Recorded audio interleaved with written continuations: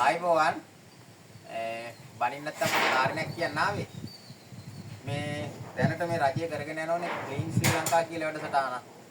ඒ වැඩසටහනේ කොච්චර සාර්ථකද කියනවා නම් තිස්සමාරාමේ මැටිකටොල් කර්මාන්තයේ නැත්තරම නැති වෙන තැනට ක්ලීන් වෙලාම යන ගතියක් මට පෙන්눔 කරනවා. මොකද මේ දැන් මේ මගේ කර්මාන්තය 100% නීත්‍යානුකූලව කරන කර්මාන්තයක් ලියාපදිංචි කරලා තියෙන්නේ. එතකොට අපි පස් ලබා ගැනීමේදී භූ විද්‍යාපතල් කාර්යාලයට අපි පස් ප්‍රවාහනය සඳහා පළවෙනිව ගෙවනවා.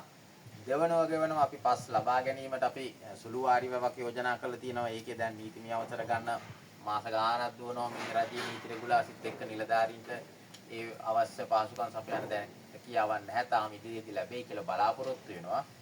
ඒ ලැබුණොත් දෙවනුව අපි වැවට ගෙවන්න ඕන ලබා ගන්නා පස් කියුබ් ප්‍රමාණය අනුව. තුන්වෙනුව මේ කර්මාන්තයේ පිහිටලා තියෙන්නේ අතුරු පාරක් තියෙන ප්‍රාදේශ සභාවට අයිති පාරක්. එතකොට මේ පාරේ අපි පස් ප්‍රවාහනය කරනවා නම් කියුබ් 2 3ට අවසර ඉල්ලුවේ 3 අවසර ලැබුණේ නැහැ. කියුබ් 2 ප්‍රවාහනය කරන්නත් අවසර ලැබුණේ. පාර යම් හේතුවකින් හානියක් වුණොත් පාරට අපි ගෙවීම් කරන්න ඕන. පාර මේ ප්‍රතිසංස්කරණය කරන්න ඕන අපේ මුදලින්.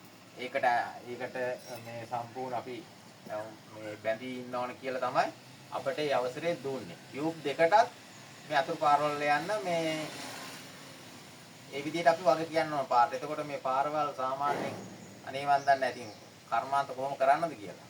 ඊට පස්සේ 3යි 4 වෙනි එක ඒ ගේන පස් ටික අපි මේ අපේ කර්මාන්තශාලාවේ ෆයිල් කරනවා. ගොඩ ගහලා තියෙනවට අපි නැවත භූ විද්‍යාපතල් කාර්යාලයට ගෙවනවා. 4යි. එතකොට පස්වෙනි වතාවට අපි ආදායම් බදු ගෙවනවා. එතකොට අපි අවස්ථා 5ක අපි රජයට ගෙවීම් කරනවා ඍජු හා වක්‍රව. එහෙම ගෙවීම් කරලත් අපි වැටිලා තියෙන්නේ අද වෙනකොට ජාවාරම් කාර්යාංග ලිස්ට් එකට.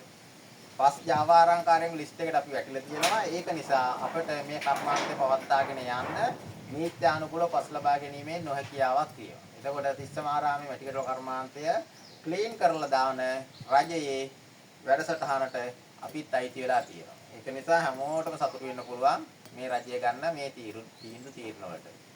බොහොම ස්තුතියි.